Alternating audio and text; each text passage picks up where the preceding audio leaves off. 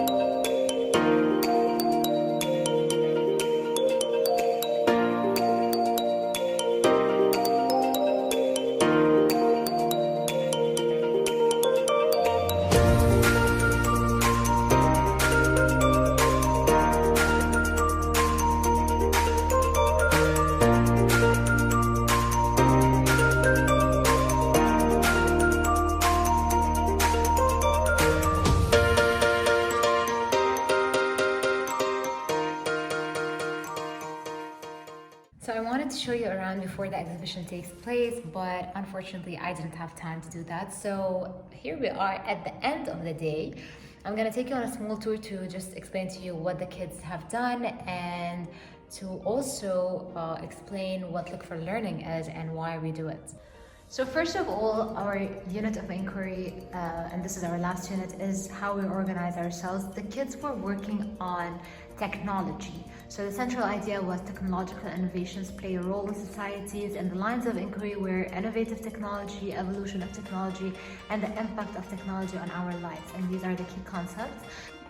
So throughout the unit, the learners worked on unpacking what technology is and exploring different roles technology has in our societies and how it impacts our lives. So as part of this unit, the learners explored different problems we face in our everyday life and how technology had helped in solving such problems. And not only problems, like technology has been used in medicine, in industries, in organizations, in different fields around the world, and it really is shaping our lives. And the question nowadays is, what will happen in the next few years? Is technology going to take over? Because it's kind of like started to control us rather than us controlling it. So the kids explored the good side of technology and the downside of it, of course.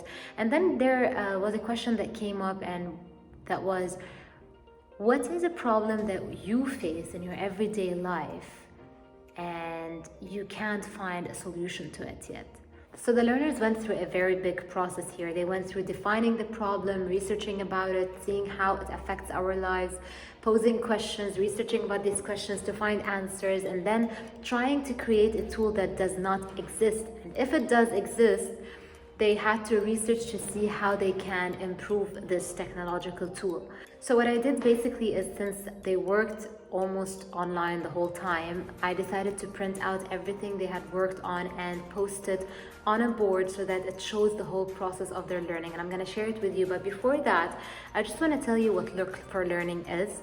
So as I said before, some schools have this kind of exhibition at the end of each unit. This year, because it's exceptional, we decided to do it at the end of the year, where we celebrate our learners' growth and where learners get to lead and celebrate their own growth by showcasing and showing their learning journey with their parents and with other classmates. All right, this is my first group here. I'm gonna start with this Scratch project that they did. They actually represented their problem using Scratch, so you can see it here.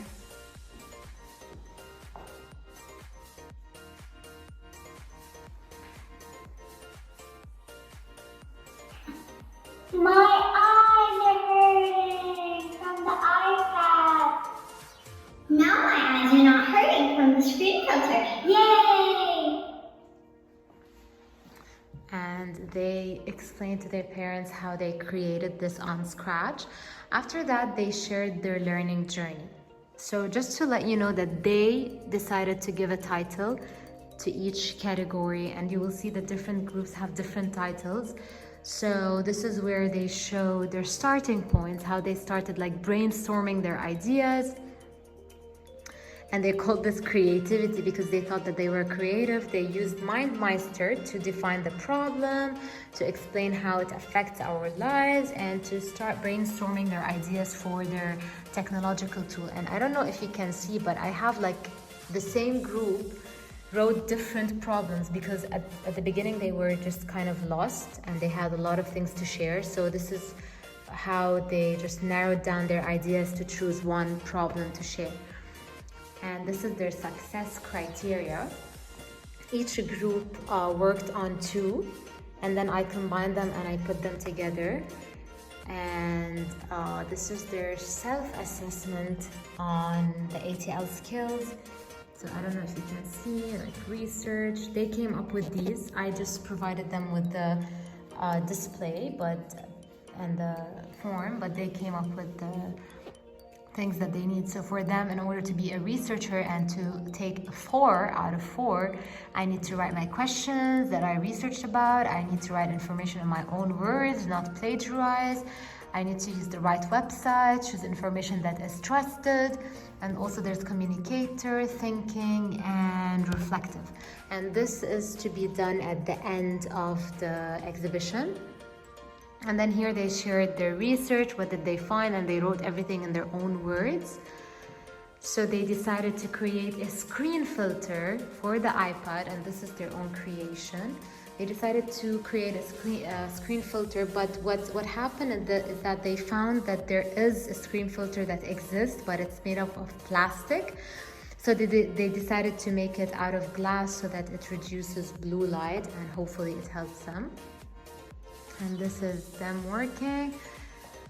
This is their reflection. So of course, while doing the Look for Learning, they had ongoing reflections. So questions like, how are you feeling about Look for Learning? What are some things you still need to work on? Which learner profile do you feel you've been demonstrating the past 2 weeks and why? And then I have like answers like, we will practice who should talk first and we have to put our progress on the board. We should practice what we're going to say. Thinker, because I'm researching and asking questions. So somebody said here, it's kind of easy and kind of stressful for me because in the first it was very hard, but in the last it was easy. That's command. And this is their theme, the central idea and lines of inquiry. So this is generally all of their project, and they left a note for their parents to put their feedback, but too bad we didn't have enough time, so the parents had barely time to check all the exhibitions, so they didn't really write their feedback. This is another project. Let me just fix this. It's the end of the day. All right, so this is another presentation by those who decided to create a pillow from buckwheat and include a speaker with white noise so that it can help them sleep at night to solve their problem. So also they took us, like here they called it brainstorm our problem, and they displayed their work, their planning, their research, their findings. They shared with us what they found about buckwheat and the white noise. What does it do? Why is it helpful? And here this is their reflection, their questions, their success criteria.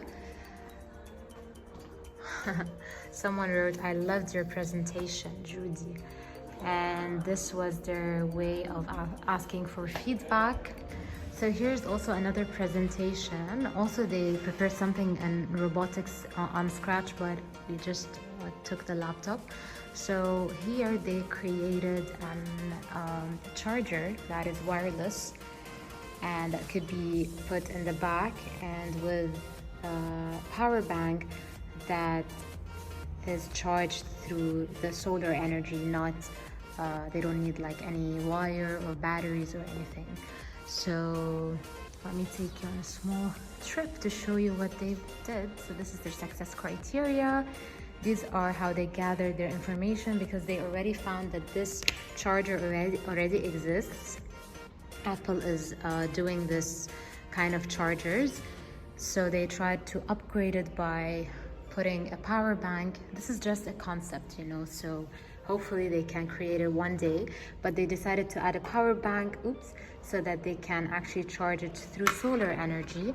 And this is how they put their reflections, their questions. They introduced the theme, the central idea, the lines of inquiry. Here, there's a place for them to share their success stories. I was inspired by my colleague that I miss so much. She shared with me that she has done that also in her class, so I decided to add it. It is success stories. Check it out.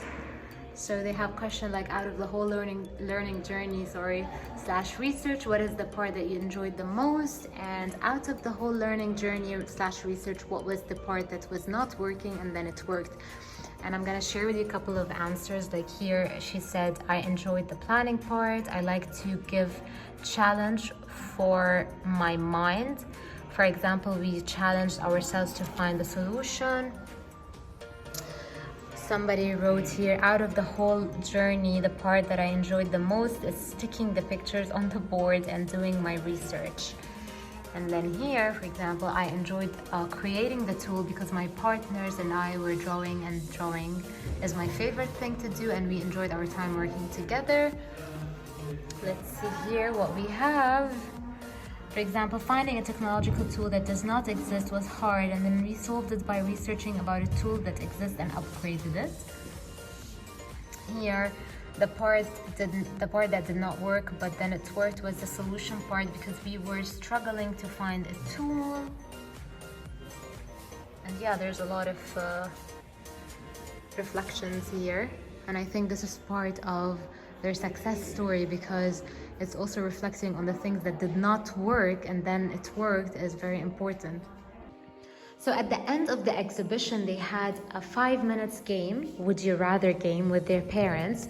And these, by the way, are supposed to be standing like this, but I don't know why I feel like they got tired or anything, because they were working perfectly in the morning. But anyways, so I know that in Arabic they have been working on debates, and with me we have been working on having accountable talks. So whenever you want to have a debate or a conversation with someone, there's a way, and there are some words and phrases that we can use to show respect and to show that we are open-minded and we're ready to listen to different perspectives. So anyways, as a practice on that, they had a would you rather game, and they asked the parents questions like, so it was like an integration between Arabic and English. For example, they had a question in Arabic for the parents who don't understand English, and we had questions in English for those who understand in English. So one of the examples were, if you're in a hospital, would you rather have a robot that takes care of you or a nurse/human? So they would ask would you rather questions, and then those who are with the first part will stand here, and those who are with the second part will stand here. And then the student who's facilitating this will ask them one of these questions, like, why do you think that? And then they will have a debate together. Also, students join this, and every time someone wanted to answer or reply, they have to choose one of these to answer. So like, this reminds me of, and it's written also in Arabic, can you give me another example so I can understand? I agree with you because, I don't agree, I agree with you actually in Arabic. I disagree with you because, why do you think that? I don't agree with you because, I would like to add, and stuff like that. Thank you all for watching this video. I know that this could be a little bit confusing because sometimes I'm like taking videos in English and sometimes I'm taking videos in Arabic, and it's still not clear to me honestly what I need to do. I'm still trying to figure this out. So thank you for watching. If you enjoyed watching my video, do not forget to subscribe, hit the like button and share my video with the people you think they will benefit from it.